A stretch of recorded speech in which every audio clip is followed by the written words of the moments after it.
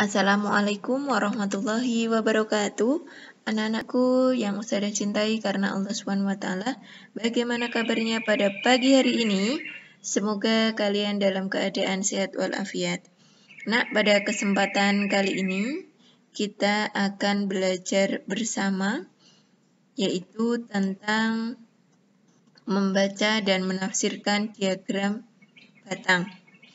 Kemarin kita sudah belajar tentang membaca dan menafsirkan data dengan tabel, kemudian membaca dan menafsirkan dengan diagram gambar atau piktogram. Kali ini kita akan belajar tentang membaca dan menafsirkan diagram batang. Sebelum kita mulai pembelajarannya, mari kita bersama-sama membaca basmalah.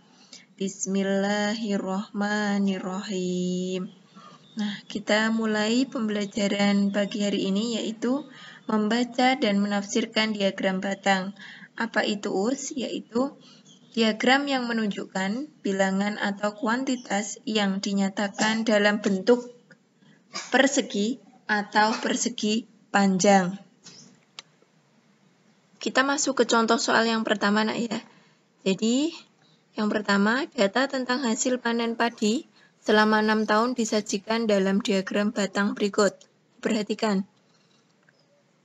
Mulai dari tahun 2011, 2012, 2013, 2014, 2015, dan 2016. Kita perhatikan. Pada tahun 2011 menghasilkan panen padi yaitu 12 ton. Kemudian tahun 2012 menghasilkan 6 ton. Kemudian 2013 menghasilkan 10 ton, 2014 menghasilkan 16 ton, 2015 menghasilkan 4 ton. Kemudian di tahun 2016 menghasilkan 10 ton. Berdasarkan diagram batang di samping, dapat ditafsirkan sebagai berikut. Hasil panen padi paling banyak terjadi pada tahun 2014 sebanyak berapa ton? Yaitu sebanyak 16 ton. Yang kedua, hasil panen padi pada tahun 2012 sebesar 6 ton. Yang ketiga, hasil panen padi sebesar 10 ton terjadi pada tahun 2013 dan 2016. Yang keempat, total hasil panen padi dari tahun 2011 sampai dengan tahun 2016 adalah 58 ton. Jadi, ketika kita disuruh untuk menafsirkan diagram batang, maka kita bisa memperhatikan seperti contoh soal yang sudah Ustazah sediakan. Jadi ini untuk diagram batang hasil panen padi yang paling banyak adalah di tahun 2014 yaitu sebanyak 16 ton. Karena kita lihat di gambar ini diagram batangnya yang paling tinggi adalah di tahun 2014.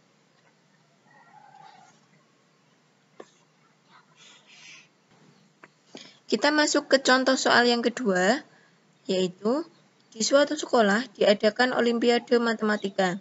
Nilai Olimpiade disajikan dalam diagram berikut. Kita perhatikan. Nah, sudah ada gambarnya yaitu nilai Olimpiade Matematika.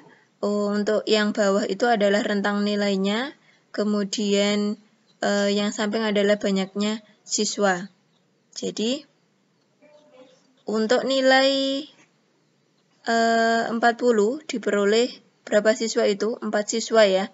Kemudian 50 yang mendapat nilai 50 ada 14 siswa. Yang mendapat nilai 60 adalah berapa siswa itu? 5 siswa.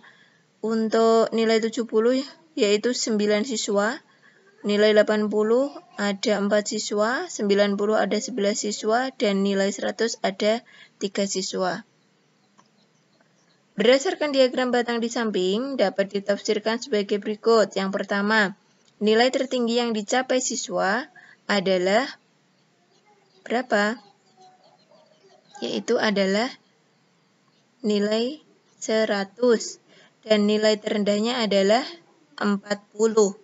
Yang kedua, nilai yang paling banyak diperoleh siswa adalah 50. Sebanyak berapa siswa itu, nak? Di situ yang mendapat nilai 50. Ada 14 siswa.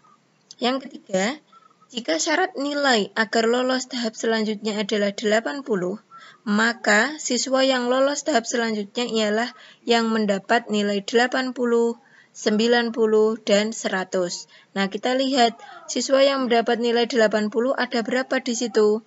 Ada 4. Kemudian yang mendapat 90 ada 11. Kemudian yang mendapat nilai 100 ada 3. Jadi jumlahnya adalah 18 orang. 18 siswa. Dari contoh soal yang sudah Ustadzah berikan, semoga kalian bisa memahami nak ya, buat belajar di rumah. Latihan bisa dikerjakan latihan soalnya yang ada di buku paket. Untuk pertemuan selanjutnya akan Ustadzah bahas bersama. Akhiri pertemuan kali ini. Wassalamualaikum warahmatullahi wabarakatuh.